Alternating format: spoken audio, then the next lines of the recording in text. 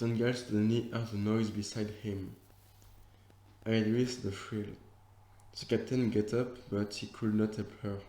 At least, he could avoid her to die alone. He took her hand. She had a little reaction, but obviously, she was dying. The captain felt anger come near him. Can I trust you to keep a secret? Without waiting the answer, he put his hands in cup over the body of the alchemist. Slowly, a little flame appeared in his hands. It grew up.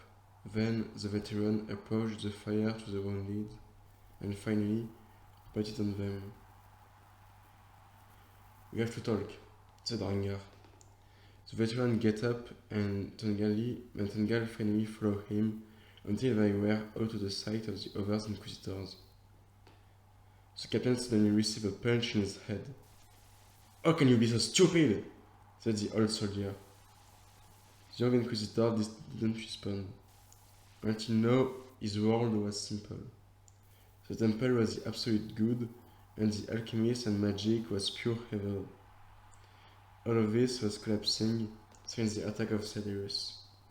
In the new world discovered, it became useless. Moreover, Rengar himself, one of the oldest inquisitors, had used magic. 1 or 2 days ago, he would have considered that as criminal, but now, maybe the Great Temple wasn't completely honest. What am I supposed to know? Finally said the captain. Before the war, the situation was different, said the veteran. The ideology of the temple was marginal. Velebi was supported by another group, named the Shepherds. It is from them that I learned my magic. But the Radiant Empire wanted to exterminate the alchemists, but the Shepherds refused. So the Emperor gave his army to the Great Temple to replace them. Then the temple erased all the information about the previous group and the magic, and declared war against the alchemists. Little time passed. Then Tungal got up. Well, I brought the information to the citadel. Return to Trismark to see the priest. I don't want you to make you in danger. You have been enough useless like that. The veteran looked at his captain. The temple is probably suspect you, said the old man. Maybe, said Tungal. But you are only one of the last person in Terebia who still know what existed before the temple.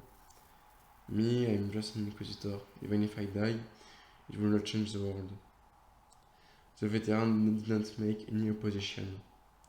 Tungal would bring the others to Oprisc. The city wasn't so far. When he would lead them to an infirmary and take alone a boat to Redfield. The road until the port wasn't too dangerous.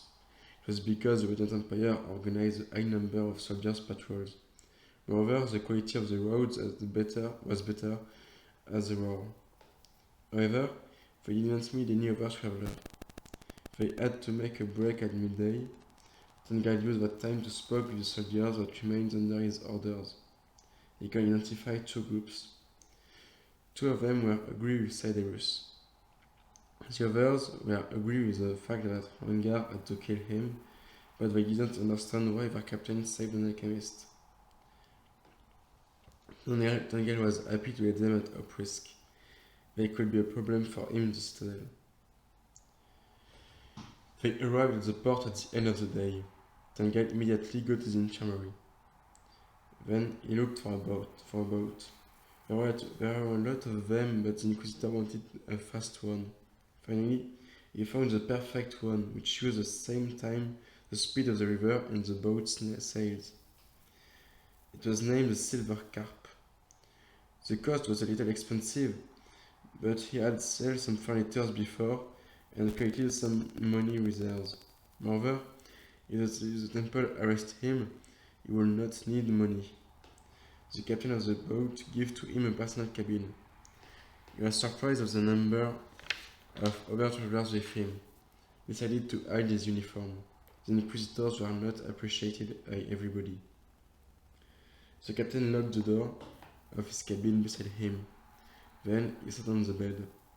The boat will only arrive a day and a half later. Remember that the press of Fismark had given to him the very big glow. After enlistation, he went to the desk of his room, lighted a candle, and started to read. Tungal stopped to read only at the end of the night. He was in anger and sad at the same time. All the texts that were used by the temple were used out of context. The idea of his book was an universal law for mankind. Every person had to be saved, even if she didn't trust in Valibi. The magic was not considered as a sin, but just like a tool.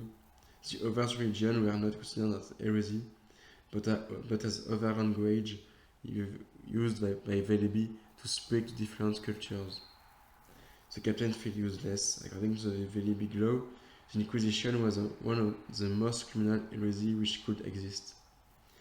He dedicated his life to a lie, and because of that, he was now lost out of the protection of his God and condemned to damnation. And Saederus died because of that lie.